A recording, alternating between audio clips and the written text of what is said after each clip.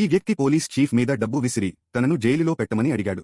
నన్ను ఎలాంటి జైలు కూడా ఆపలేదు అని అతను గర్వంగా చెప్పాడు. పోలీస్ చీఫ్కు కోపం వచ్చి వెంటనే అతన్ని ఒక సెల్లో బంధించాడు.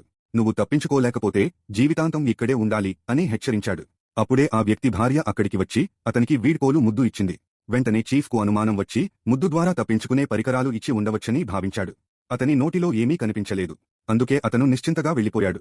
కానీ అతనికి తెలియనిది ఏమిటంటే భార్య నిజంగానే ఒక తాళం చెవి ఇచ్చింది. అది నోట్లో కాదు, గొంతులో లోతుగా దాచాడు. ఈ విజయవంతమైన ఎస్కేప్ వార్తాపత్రికల్లో వేగంగా ప్రచారం కావడంతో ఆ వ్యక్తి ఒక్కసారిగా ప్రసిద్ధి చెందాడు. ఆ తర్వాత అమెరికాలోని ప్రతి జైలు నుంచి తప్పించుకుంటానని అతను ప్రమాణం చేశాడు. ఈసారి చికాగోకు వచ్చి పత్రికా ప్రతినిధుల ముందే జైలు నుంచి తప్పించుకోవడానికి సిద్ధమయ్యాడు. అందరి ముందు హౌడినీని పూర్తిగా తనిఖీ చేసి 10 కిలోల బరువైన హ్యాండ్ కఫ్స్, కాళ్ల బంధనాలు వేశారు. షెరీఫ్ గర్వంగా, ఇది దేశంలోనే బలమైన జైలు, ఇక్కడ నుంచి ఎవరూ తప్పించుకోలేరు అని ప్రకటించాడు. వెంటనే హౌడినీని జైలులోకి తీసుకెళ్లారు. అతను ఏమీ దాచకుండా ఉండేందుకు అతని నోరును కూడా మూసేశారు. ఆ క్షణంలో అందరూ ఇక హౌడినీకి తప్పించుకునే మార్గం లేదని నమ్మారు.